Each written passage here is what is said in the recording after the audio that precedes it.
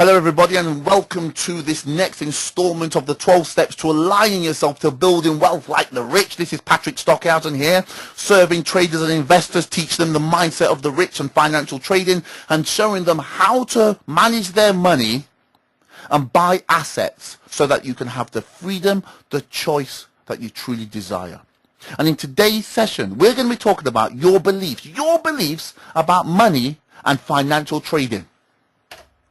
So, here we are on this pyramid of the 12 things, the 12 steps that you need to integrate. We've talked about session 1, we talked about having a defined spiritual mission and life mission. I won't go into these because I've said it already before.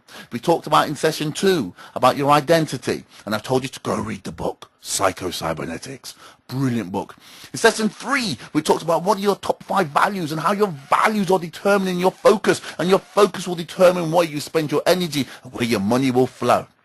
And today, and in today's session, we're going to be talking about your beliefs. What are your beliefs about money?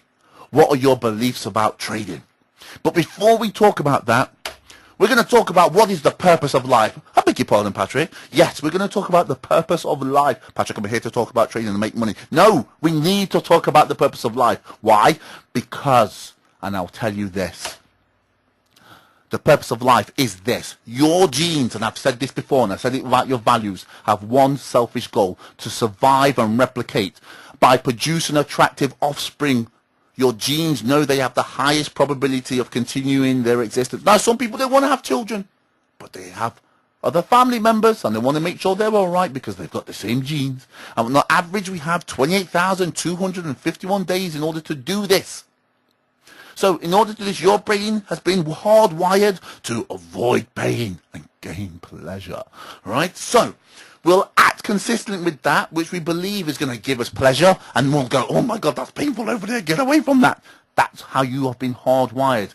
So we tend to, and the reason why you're listening to this, the reason why you're here, and you think this is maybe of benefit to you now, what you're thinking is, this here is of value to you. Why? Because you think it's going to either help you to avoid pain or somehow gain pleasure, to achieve what it is you want. And that is why you want the wealth and the financial freedom, because you think money is going to help you to avoid pain and gain pleasure and help you to procreate and pass on your genes. And we have this money and we think we want to pass it down, so we've got some sort of financial legacy, which is our children's legacy.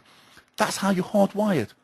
But let me tell you this, the number one thing that stops most traders and investors that have a true value, by the way, on building wealth and have an aligned identity, from the number one thing that stops them from achieving their financial success is not a lack of a plan. It's not the lack of possibility or capital or advice. It is them self-sabotaging themselves. They self-sabotage. And as I said, the reason why is because your brain is designed to guide your behaviors, to protect you and your DNA. And you're doing everything to avoid pain and pleasure. Everything. And your beliefs about money, for most people in the world, for 97 to 99% of the people in the world, they associate pain with money and trading and investing. They've had installed in their mind bad things about it. Your brain is designed to help you to avoid painful situations. If you think rich people are evil and wicked, and you think I don't want to be an evil, wicked person, and you've got linked up rich people are evil and wicked, your brain will say, well, if you make a load of money, you'll become evil and wicked. So what we'll do is either A, stop you from making money, or B, what we'll do is if you get it, we'll help you to spend it and get rid of it, because otherwise you'll become evil and wicked. And that's how your mind works. So let's talk about beliefs. And this is everybody knows the example of Roger Bannister. I think everybody does. But generally, everybody knows about Roger Bannister, the first man to do the 4-minute mile. Tried for ages, no one could do it. Tried for ages, no one could do it. He used to practice it in his head, round and round and round, all the time in his mind. And eventually he did it. And the great thing was this. So you understand, for thousands of years, people tried to do it. No one could do it. Roger Bannister does it. And then suddenly, lots of people do it. So he broke this psychological barrier of beliefs. As soon as he did it, everyone else could do it. But prior to him, thousands of other people, for thousands, not thousands of years, a long time. I can't remember the exact amount of time. But the ancient Greeks in the Olympics used to tie people to horses and carts and used to try to pull them to do it. This one man does it, then suddenly everybody does it. Now it's nothing. So it's the barrier of beliefs which stops people from doing things. Here's another good example. How the US Army, they used a friend of mine, Richard Bandler, who used to work with, trained me in all this stuff, in NLP, modelled the sharpshooters and increased their rate of performance from 80 to 100. In fact, they didn't just hire Richard Bandler, they hired Tony Robbins as well to do it. They hired both of them to do it, actually. Now, so here's what happened. This is the beliefs what they found out about sharpshooters. And these were the beliefs from the top 2 sharpshooters. They believe shooting well is important to my survival. Hunting is fun. You have to mentally rehearse in order to have a successful performance. And if I miss this shot, it means something. It's something to do with my performance. My performance. They took personal responsibility. Right? Now, here's what's interesting. They looked at the beliefs of the people that were terrible, rubbish at this game, rubbish at shooting the gun, and the new recruits. And guess what their beliefs were? Guns are evil, they kill people. If I shoot this weapon too many times, I'll go deaf. If I miss the target, it means the gun is misaligned. Can you see how a set of beliefs will empower or disempower you? That is what is going on in lots of people's minds. Swap the idea of the guns with, no, don't want to say that French sentence, or swap the guns with the idea of guns with money, because then you start going, oh, guns and money, that's evil. Right, so we're away with the guns, and let's think about money. People have got great beliefs in their mind about money, and some people have got some terrible beliefs about money in their mind. Good beliefs about trading, bad beliefs about trading, that disempower them or empower them. But as I said, 97% of people have got terrible beliefs about money going around their mind. Here's what they have in their mind. Money's the root of all evil. If you're poor, you're more likely to be enlightened. Ha, ha, ha. It's not right for me to have a lot of money, and for people to be struggling. Or they think if I make a lot of money, then I probably have to do something bad. Or most rich people did something bad or criminal, illegal to make money. Or making large sums of money is hard work and a struggle. Or they think, do you know, I meet so many people that think they've been told that to make money you have to work really hard, and it's hard to make a lot of money. So they do that. They find a hard way to do it. Or they're not working hard enough. Or they've got this sort of thing in their mind because they don't understand the concept of leverage. If I work this hard for 50,000, that to make 100,000, it means I've got to work twice as hard. So to make 1 million, it's impossible because there's not enough time and hours, and they don't understand the concept of leverage. Getting rich is down to luck, or you have to work hard to make a lot of money, or God will determine whether I'll be rich or not, or you shouldn't talk about. I used to have a girlfriend like that. She says, you talk about money too much, Patrick. You talk about money too much. Why? I like money and you like spending my money. Oh, you shouldn't talk about money. You shouldn't talk about money. Talking about money is bad. You shouldn't be talking about money. What? Yes, you shouldn't be talking about money. The guy she went out with after me was I nearly said his name. The guy she went out with after me had a lot more money, and I'm talking vast sums of money. He had yachts. And then the guy she married was another person who I knew. I don't know if she was into going out with my friends or not, but the point was, she was attracted to money, but you're not supposed to talk about it. And surprise, surprise, she didn't have any, but the men she went out with had the money. Now, or pursuing money is not godly. I can't tell you, I went to my friend's church and somebody said to me, I drove in my car and I went, where did you get that car from? That's absolutely amazing car. I said, what do you do? So I started telling them. And they said to me, you talk about money too much. You shouldn't talk about money. And you know what? It is the Sabbath and you shouldn't be talking about money on the Sabbath. And I thought, did you give money on the Sabbath? Yes. So you shouldn't be, and did you, so you handled money and money was involved today and you did a financial transaction today, but you shouldn't be doing anything to do with the money. And then I saw them have the conversation later on talking about, should we be touching money on the Sabbath realistically?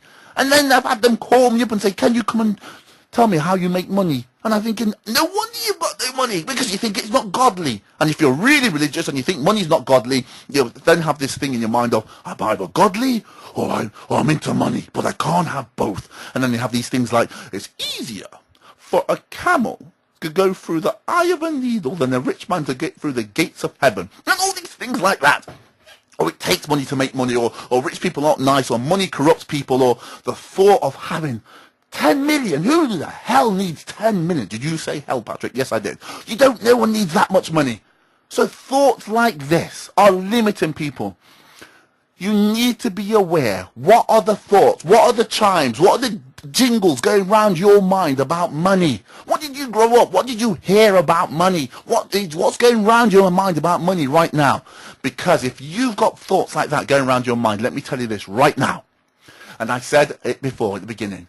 Your brain is designed to serve and protect you. And if you think any of these things, it's going to either stop you making the money, or if it comes to you, find a way for you to sabotage it in your trading and your investing. Or when someone says to you, what you need to do is save a minimum of 10% of your money, what you'll do is you'll probably save it, and you think, well, I'm supposed to do this, and you'll find a way to spend it on something else because you're acquiring money, and it is the root of all evil, and it's not godly, and it won't make you a nice person, or it'll corrupt you. Does this make sense? I know it does. But does it make sense to you? I hope it does. Now, what you believe about trading will determine if you experience pain with the fear of losing, the fear of giving back profits, the fear of being wrong, or the fear of missing out. People have beliefs about trading. Based on what you believe and how you believe trading works or how it's supposed to work, right? Your beliefs about trading are the ones which make you experience fear of losing. And I'm going to explain to you why. Your beliefs about trading and how the game works will make you have fear of giving back profits. Your beliefs about trading and how the game works will make you have a fear of being wrong. And your beliefs about trading and how the game works will give you the fear of missing out. It is only the belief about how the game works and how you're supposed to play it which is messing you up and giving you these fears. Do you understand? If you never had any of these fears, whoa, you would see, and also eliminated the things about money, you would see a massive transformation in your equity curve, as long as you had a value on money as well.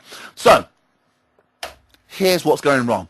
Because money is involved, you believe trading at some level is about not losing. Because money is involved, you think it's about not giving the money back. Because money is involved, you think it's about not being wrong. Because money is involved, you think it's about not missing out. Does that make sense? I know it does. Do you follow me? Not like a freaky person following me, but like a normal person who's interested in what I'm saying. So, here's the thing. So, as a result of this, you will try to always win, take money when it's presented to you, or be right, or take every single possible trade. So, because you thought that was what the game was about, it causes you to do all these things. You need to understand. And most people, if you trade on technical analysis, you need to understand what technical analysis is really about. I've said this before, but I am hoping this is really making a difference. You're getting it this time. Technical analysis is not designed to tell you what is going to happen next. So when I've said to you, I'm going to take this trade off, this 20 moving average off the weekly, off the indexes, which I've done several times, I don't know if it's going to work this time. I've just tested it and know the odds are in my favor if I take it over a series of trades, let's say a minimum of 20 or 30 trades, not the individual trade. Thus, expecting the trade to work is pointless. To derive the benefit of the odds of your technical signal, you have to be able to execute properly and flawlessly. You have to accept the randomness of the outcome of the individual trades, and you'll produce a consistent result. So you're producing consistency from randomness. Consistency from randomness, Patrick? That makes no sense. That's an oxymoron. That's how the game works. You will get consistent results over 20 trades, not consistency over the individual trade. It's about the outcome. How well did you perform over this block of 20 or 30 trades? So you accept that the outcomes are random, but in a block of 20 you create consistency. But you have no idea what's going to happen. And the second you do, you don't concern yourself on the individual trade losing, or giving money back on the individual trade, or being wrong on the individual trade, or missing out on this individual trade. Oh, but it's moved and it wasn't my signal. I'm going to get in. And they get in, and it goes back, and they get stopped out, and they go, why did I do that? Because you develop a technical analysis approach. You don't have to. Some people trade on fundamentals. I don't. I trade on technicals, and most people trade on technicals, right? But developing a technical approach to trading is not about telling what's going to happen. People think, well, I've seen people say, the indicator let me down. No, it didn't. You did, in believing something stupid about trading and thinking that's how it works. It doesn't work like that. It doesn't work like that. Right there. What you're reading is how the game works. And if you play the game like that, as long as you test your system, you will win consistently. That's all you need to do. So, you will make a mistake. Not getting in a trade, getting in late, getting in early, not moving your stop when you're supposed to, not taking the profits when you're supposed to, having a fear of losing, having a fear of leaving profits on the table, having a fear of being wrong, or having a fear of missing out. All these things are mistakes, because it means you're expecting to win on this trade, this individual trade. But if you're thinking, how well do I do on this block of 20? How well am I performing on this block of 20? You'll get in every single trade. You won't think about getting in late, going, oh, I want to be sure. You won't have this thing of getting in early. You'll just go, that's my signal, take it. I have no idea what's going to happen on this outcome. I don't care if this works or not. I don't care if it gives in profit, then it comes back. I don't care if this trade is right or wrong. In fact, there's no such thing as losing or missing out or leaving money on the table or being wrong. It is just taking the signal, then looking at your results overall. Because for most of you, you don't really care. What you want is that money to spend on that lifestyle and give you the freedom and the choices that you want. And in order to do that, this is how you need to think. So I will highly recommend that you buy this book. Buy this book if you haven't read it, and read it 10 times. Read Trading in the Zone by Mark Douglas. No, he's not an affiliate of mine. I am not getting a dime for this. I am just telling you to read this book, right, everybody? Because he tells you, you need to have like these 5, there's a lot more to it, but I haven't got time to be telling you. This is the blog. Come on, let's be honest, right? So listen, you need these 5 fundamental beliefs in your head. You need to understand when you're trading, anything can happen. You don't need to know what's going to happen next in order to make money. There's a random distribution between the winners and losers. You don't know whether the next trade's going to win or not. You're just thinking in blocks of 20. Your edge, once you've defined one, I've said your edge works 75% of the time. That's not true. I'm going to take that off. Oops, Daisy, hold on. Right, okay. Your edge is just the indication of a high probability of one thing happening over another. And every moment in the market is unique. And do you know why it's unique? Because you don't know who's going to come in that trade at that precise moment in time. It is not the same players. Human behavior tends to replicate itself, but not every single time. So that's uniqueness. The uniqueness to it is, and I can see some people going to go, why is there no capital, a full stop on that, Patrick? I can't believe you didn't put a full stop on that one. And there's not a full stop on that one. And there's inconsistencies. And there's no full stop on that one. And there's no full stop on that one. If you haven't put a full stop on that, that means you probably don't know what you're talking about. You probably don't know what you're talking about if you haven't got consistency there. Oh my God, that's what some people are like. Honestly, you should see some of the emails I get. But the point is this, right? Every moment is unique. You have no idea who's coming into the market, okay? You have no idea who's coming to the market on that trade. But people tend to do the same thing, which is why I say it's not designed to tell you what's going to happen next, because you don't know who's going to come in, who's going to do it. They won't always do it, but they will tend to do it. Human behavior. Fear and greed is driving them. You're looking for technical patterns to tell you, not when the individual, you know what you're actually really looking for when you're trading? Do you know what you're really looking for when you're trading? The thing that actually makes you win? The thing that really makes you, I'll tell you next week, okay? I'll tell you next week's session what we're going to do. So that, my friends, is the end of today's session. Thank you for joining us in this, this blog. And look forward to the next session where I'll tell you what it is, right? Somebody send me a reminder in case you know me, I just go on about stuff for ages and I forget what I was going to talk about. And something new comes up in my mind while I'm talking about. So, thank you very much, and I will see you all next week.